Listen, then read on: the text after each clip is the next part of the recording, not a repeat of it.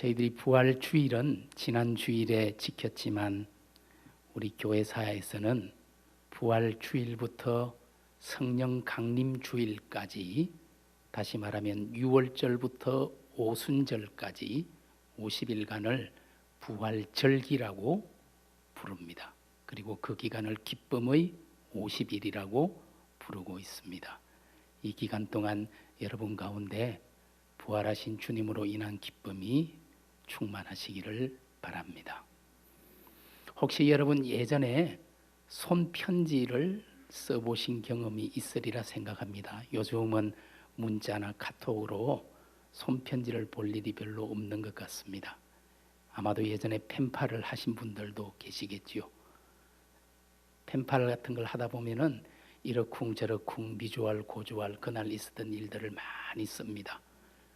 그런데 그것으로 끝내도 되지만 보통은 끝에다가 PS라고 쓰는 경우가 있지요. 그리고 거기에 작은 글씨로 사랑해라고 썼다면 그 편지에서 가장 중요한 부분은 어딜까요? PS이죠. 추신, 포스트스크립트. PS라는 것은 사실은 본론에서 미처 하지 못한 중요한 이야기가 있을 때 추가로 하기 위해서 쓰는 것인데, 연애 편지를 하는 사람들은 오히려 그 PS를 이용해서 작은 글씨로 자기의 마음을 전달하기도 하지요. 그렇다면 그 편지에서 가장 중요한 것은 아마 그 추신이 될 것입니다. 오늘 우리가 읽은 요한복음 21장이 마치 연애 편지의 추신과도 같은 역할을 하고 있다 생각합니다.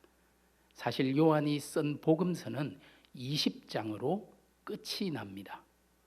그것을 알 수 있는 것은 20장 제일 마지막 부분 30절과 31절을 보면 요한복음을 기록한 목적이 결론으로 제시되어 있습니다. 예수께서 제자들 앞에서 이 책에 기록되지 아니한 다른 표적도 많이 행하셨으나 오직 이것을 기록함은 너희로 예수께서 하나님의 아들 그리스도이심을 믿게 하려 함이요. 요한이 복음서를 쓴 첫 번째 목적은 내가 지금까지 말한 나사렛 사람 예수가 바로 하나님의 아들 그리스도, 그리스도는 메시아라는 뜻이죠. 구원자이심을 너희로 믿게 하려고 이 책을 기록했다. 그리고 두 번째, 또 너희로 믿고 그 이름을 힘입어 생명을 얻게 하려 함이니라. 그 예수 이름으로 구원받고 새 생명 얻게 하게 하려고 이 복음서를 기록했다라고 마무리가 되었습니다. 그런데 다시 21장이 추신처럼 나옵니다. 왜 요한은 이 추신을 21장을 기록했을까요? 두 가지 목적이 있었습니다.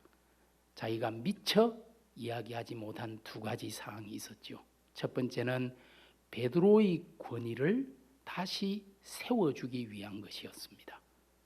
그 당시 사람들 가운데는 여러 가지 이야기가 떠돌았을 겁니다. 베드로가 우리 지도자라고? 왜? 그 사람도 우리와 다를 게 없었잖아. 예수님을 3번이나 부인하고, 그리고 이야기를 들어보니까 아주 하녀 앞에서도 저주하고 침을 뱉으면서 주님을 부인했다던데 왜 우리의 리더가 될 수 있지? 이런 의문들이 점점 확산되고 있었습니다. 그렇기 때문에 요한은 아니, 부활하신 주님이 우리를 찾아오셔서 베드로에게 특별히 내 양을 먹이라, 내 양을 치라, 내 양을 먹이라 3번이나 부탁하는 것을 내가 분명히 보고 들었어. 그러니 베드로가 우리의 지도자가 되는 것이 마땅해 라고 말하고 싶었던 것이죠. 그래서 부활 후 우리 주님이 베드로를 만난 사건을 오늘 우리가 읽은 21장 본문에서 기록해주고 있는 것입니다. 두 번째 추신을 기록한 이유는 자신에 대한 잘못된 소문을 교정하기 위함이었습니다. 예수님과 베드로 사이에서 이야기가 오가는 와중에 베드로가 요한에 대한 이야기를 느닷없이 꺼냅니다. 오늘 우리가 읽은 본문에 보면 그 내용이 나오죠. 그래서 우리 주님께서 베드로를 보시면서 요한은 내가 다시 이 땅에 올 때까지 살아있다고 해도 그게 너는 무슨 상관이냐? 상관하지 말고 너는 나를 따라오너라 라고 말씀하셨어요. 그런데 그 이야기가 와전이 되어서 요한은 죽지 않는데 불사신이래. 아마도 12 제자들 가운데 유일하게 요한만이 순교당하지 않고 끝까지 천수를 누리면서 살았기 때문에 떠돌았던 소문인지도 모르겠습니다.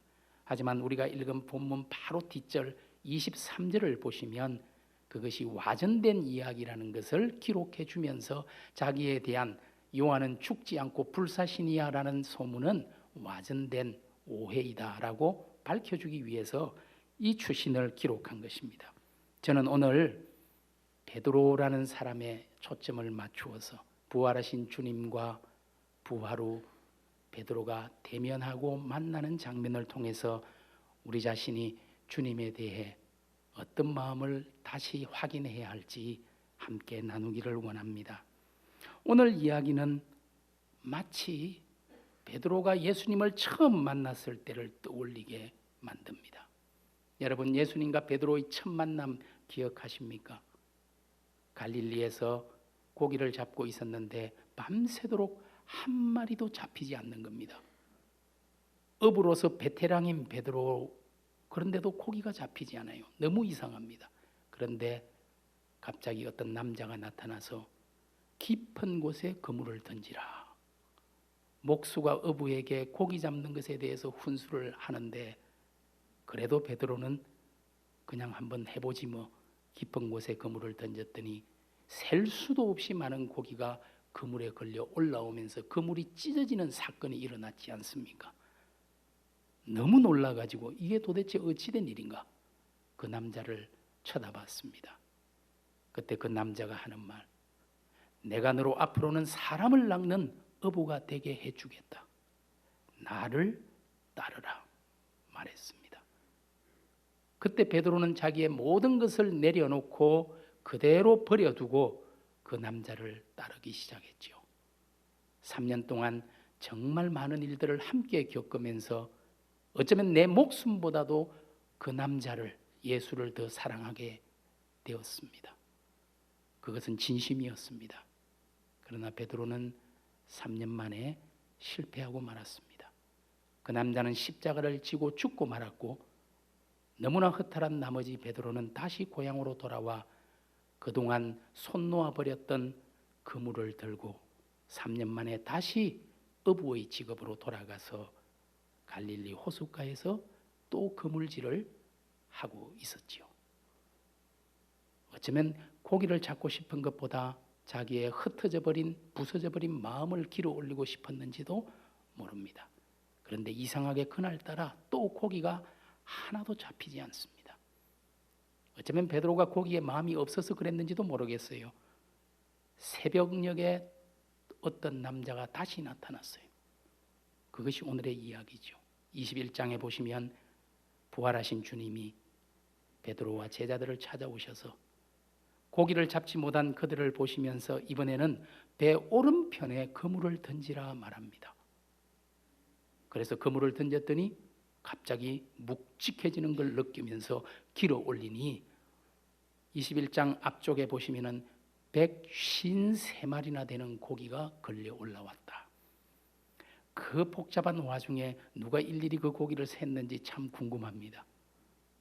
히에로니무스라는 초대교회 지도자는 이 153이라는 숫자가 그 당시 그들이 알고 있던 전 세계에 사는 민족들의 숫자를 말하는 것이고 모든 민족을 복음으로 길어 올려 구원해야 될 사명이 있음을 우리에게 깨우쳐 주기 위한 상징적인 숫자다라고 해석을 했습니다. 이 153에 대한 해석이 참 많이 있지만 저는 그 해석이 제일 마음에 와닿습니다. 여러분 예전에 쓰시던 볼펜, 제가 보니까 저기에 이 볼펜이 있네요. 모나미 볼펜 아시죠? 모나미 153 0.7 이렇게 되어 있네요. 이 153 놀라운 숫자이기도 합니다. 누가 샜는지 모르겠어요.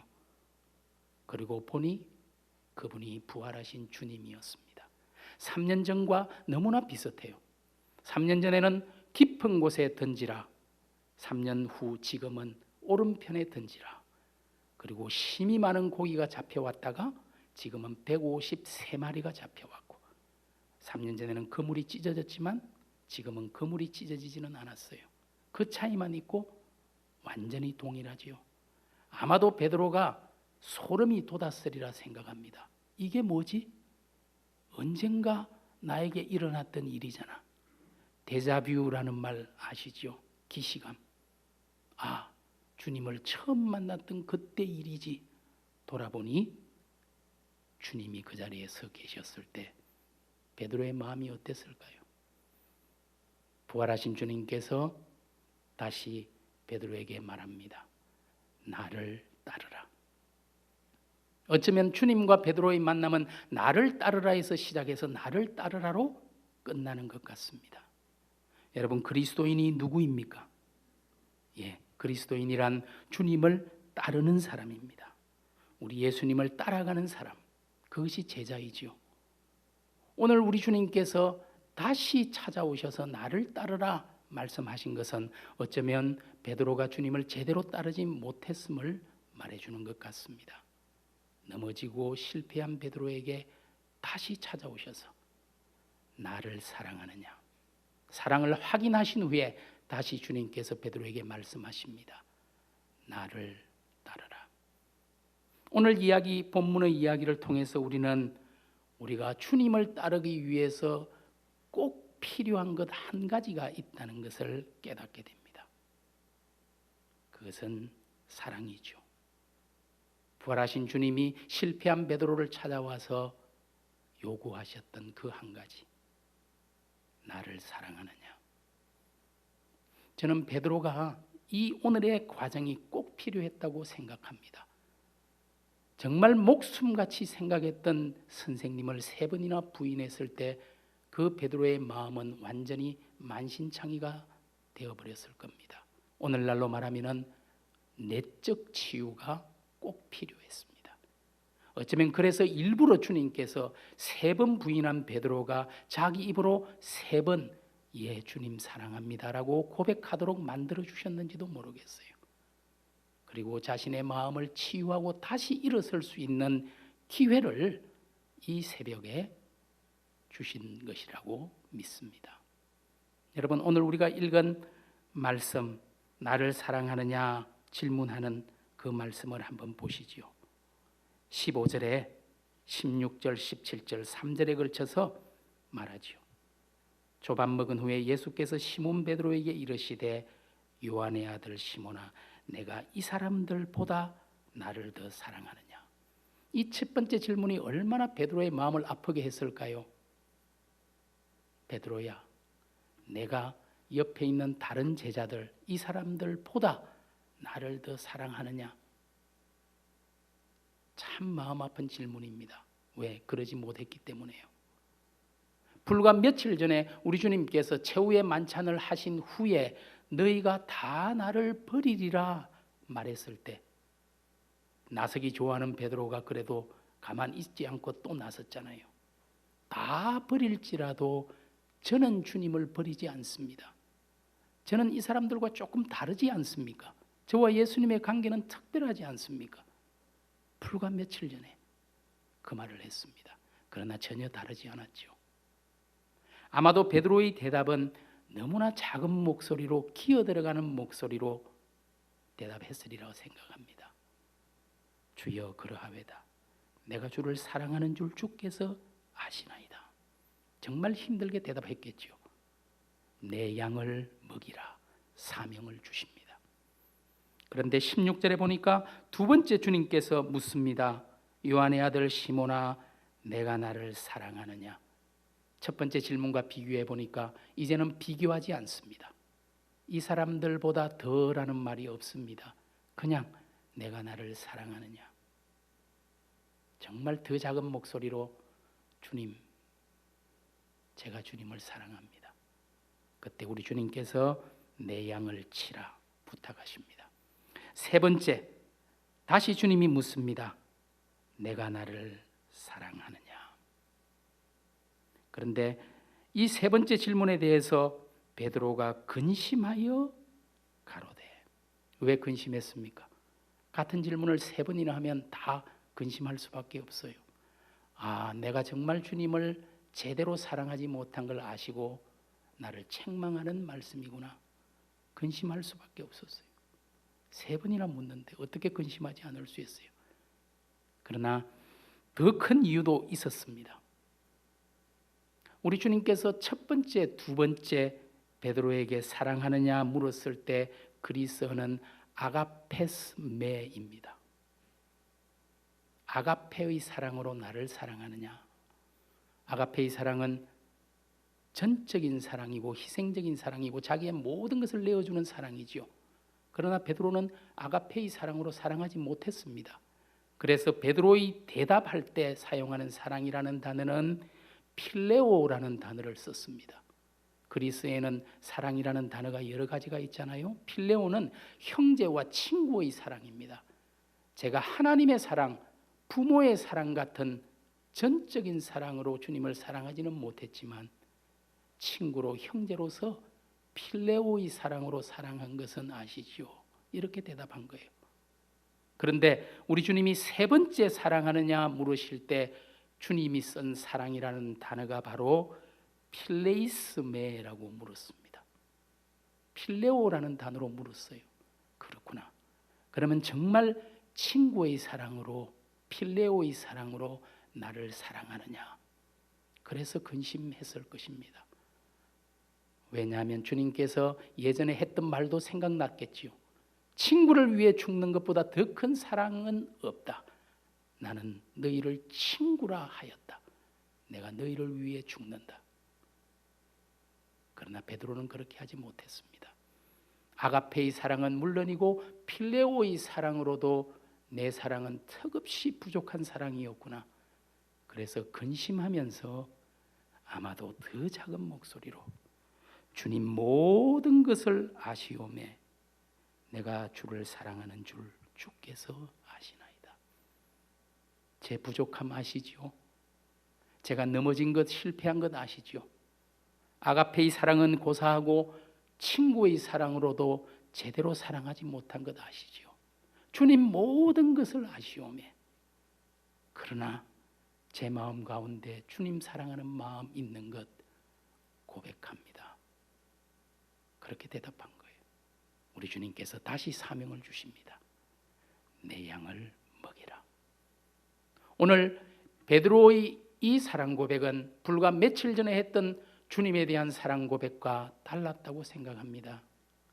이전 베드로의 사랑 고백은 자신감 있는 사랑 고백이었고 큰 소리의 사랑 고백이었지만 오늘 아침 베드로의 사랑 고백은 눈물이 있는 사랑 고백이고 자기의 연약함을 잘 알고 있는 사랑 고백이고 부족하지만 주님 사랑하겠습니다라는 기도가 동반된 작은 목소리의 사랑 고백이었습니다. 이 사랑이 베드로를 회복시키고 새롭게 만들었습니다. 사랑하는 성도 여러분, 오늘 주님이 베드로에게 요구한 것이 무엇이었습니까? 베드로에게 다시 내 양을 먹이라, 내 양을 치라, 내 양을 먹이라 3번 사명을 확인하고 사명을 맡기기 전에 확인했던 것이 유일하게 사랑이었습니다. 사실은 어려운 사명을 맡기기 전에 확인해야 될 것들이 좀 많이 있지 않을까요? 베드로야, 내가 능력이 있느냐? 네가 많이 배웠느냐? 네가 건강하냐? 네가 돈이 좀 있느냐? 건강하고 재력도 있고 지식도 있고 능력도 있어야 이런 일들을 할 텐데 그러나 주님은 그런 것은 일절 묻지 않았습니다. 내가 나를 사랑하느냐 물었습니다. 왜냐하면 사랑하면 모든 것이 따라오기 때문입니다. 오늘 우리 주님은 저와 여러분에게 어쩌면 다른 것을 요구하는 것이 아니라 우리 마음 전부를 요구하는 것일지도 모르겠어요. 내가 나를 사랑하느냐? 네 마음을 달라. 그렇게 우리 주님은 우리에게 말씀하는 것인지 모르겠습니다. 그것을 확인하고 나서 사명을 맡겨주셨습니다. 저는 사랑이 회복된 사람에게 사명이 회복된다고 믿습니다. 저는 이 순서가 중요하다고 생각합니다. 순서가 바뀌면 안 됩니다. 사랑으로 사명을 감당해야 합니다. 어쩌면은 주님에 대한 뜨거운 사랑 없이도 우리는 우리에게 주어진 일들을 사명을 감당할 수 있을지도 모르겠습니다. 그러나 오래가지는 못할 겁니다. 조금 하다 보면 마음속에 불평이 생길 겁니다.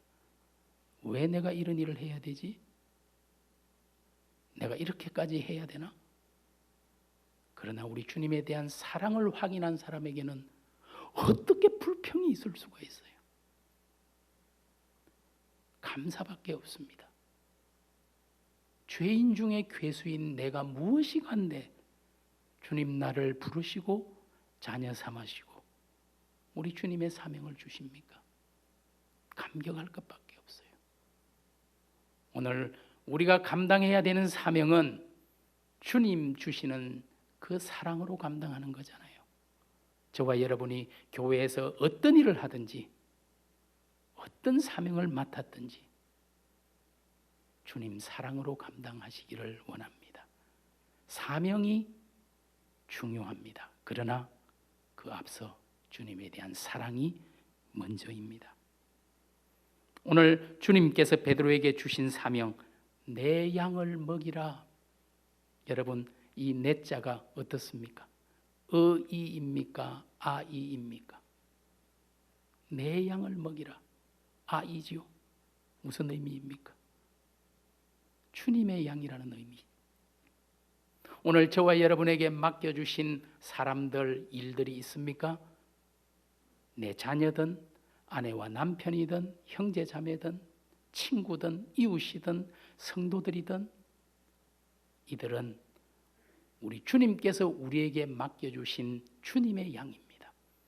목사의 양이 아니죠. 장로의 양이 아니죠.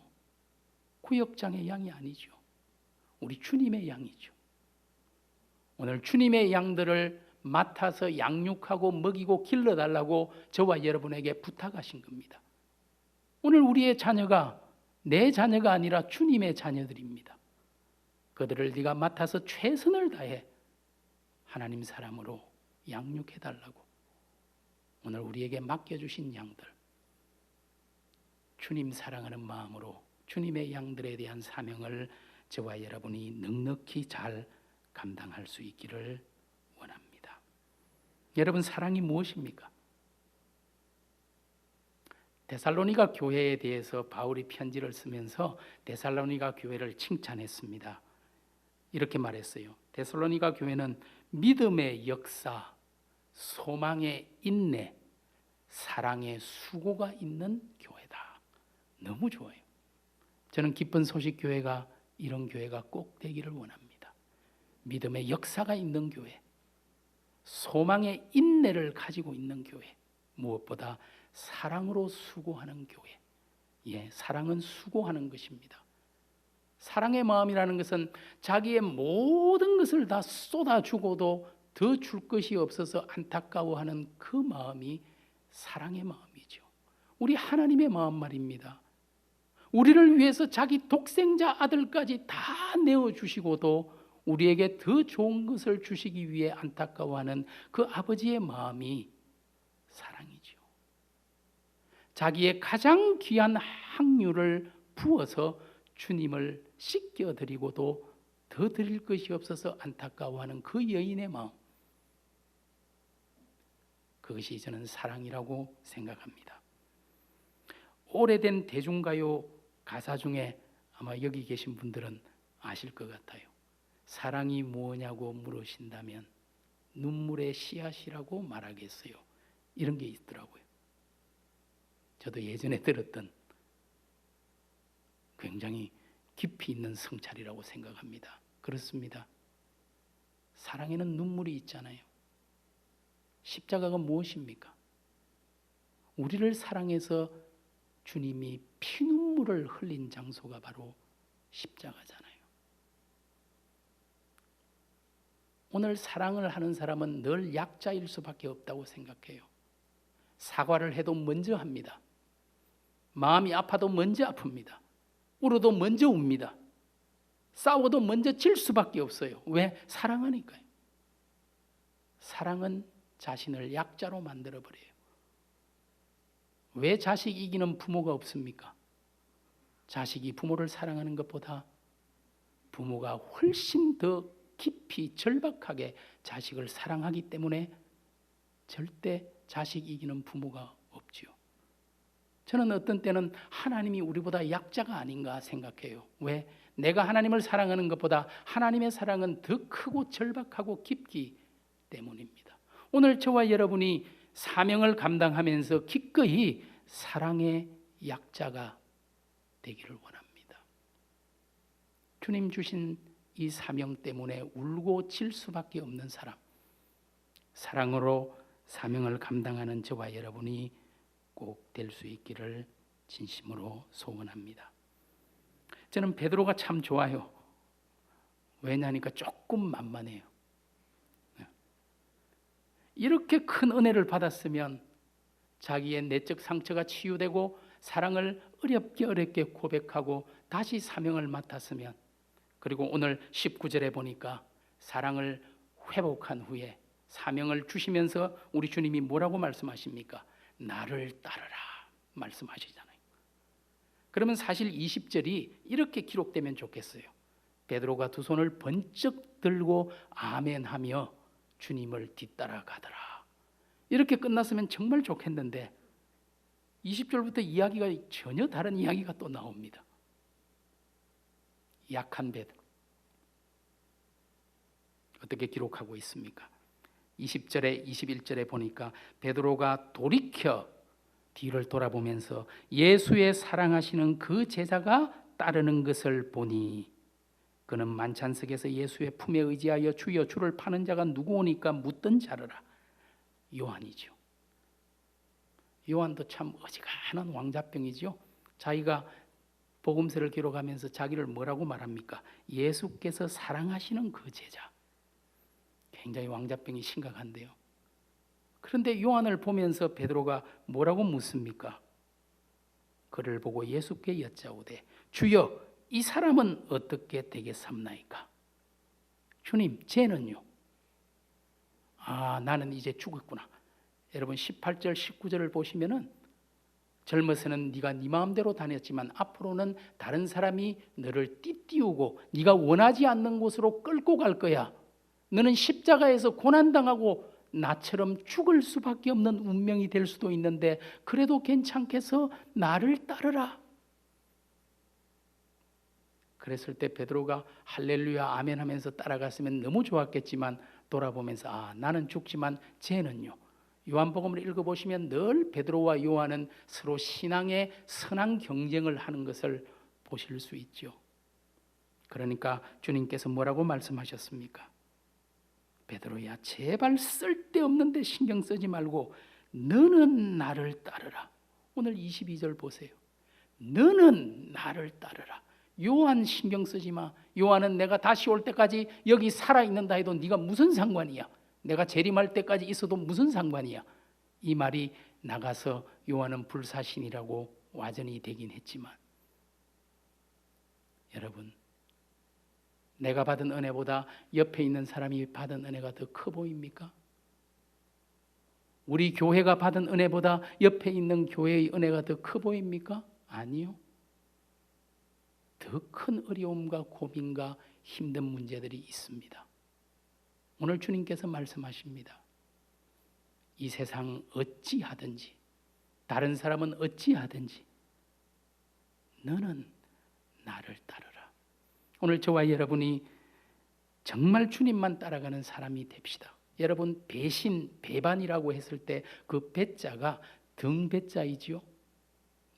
돌이켜 요한을 보았을 때 베드로는 주님에게 등을 보였던 겁니다. 등을 보이는 것이 배신이죠. 우리 주님은 빛이십니다. 빛을 마주 볼 때는 환하게 빛나지만 빛을 등지게 되면 내 앞에 그림자밖에 보이지 않습니다. 오늘 주님과 나의 바른 관계는 주님을 향해 돌아서야 합니다. 주님을 바라보아야 합니다. 주님을 따라야 합니다. 주님과 등을 져서는 안 됩니다. 저와 여러분이 우리 주님 사랑하는 그 마음 내 심장 가운데 품고 주님 맡긴 사명 감당하면서 주님을 끝까지 뒤따르는, 나를 따르라. 우리 주님의 이 말씀에 순종하는 우리 주님의 제자들, 하나님의 자녀들 될 수 있기를 원합니다. 그리스도인은 누구입니까? 예수를 따르는 사람이지요. 이 사명의 길은 주님에 대한 깊은 사랑 없이는 갈 수 없는 길입니다. 오늘 주님께서 여러분에게 묻습니다. 내가 나를 사랑하느냐? 우리의 대답은 무엇입니까? 오늘 주님이 우리에게 당부하십니다. 내 양을 먹이라. 그리고 우리 주님께서 우리에게 요청하십니다. 너는 나를 따르라. 오늘 끝까지 주님 따라가는 주님의 사람 되게 하옵소서. 이 기도가 저와 여러분의 기도가 되기를 간절히 소원합니다. 기도합니다.